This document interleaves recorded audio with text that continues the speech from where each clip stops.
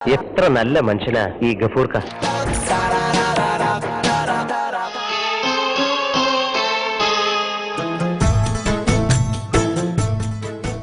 ഗഫൂർ ഗൾഫിൽ നിന്ന് വന്നേ.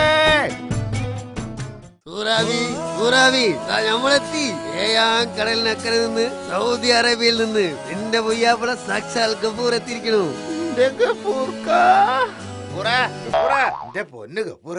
അല്ല വാസു വാടാ. നീ കൈവീശി കാണിച്ചപ്പോ ആദ്യം എനിക്ക് മനസ്സിലായില്ല.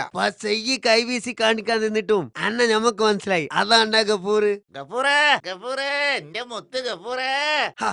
ഇതിനെ എത്ര നാളാ നിങ്ങളൊക്കെ കണ്ടിട്ട് നമുക്കൊന്ന് പൊടി കൊടുക്കണ്ടേ? അത് പറ്റൂല, അത് നിന്റെ മോളെ പിറന്നാളാ. സൂറാവി നമ്മളൊന്ന് പൊടി പൊടിച്ചു വരാം. ഈ പെട്ടിയും വേഗം എടുത്ത് അകത്തേക്ക് വെക്ക്.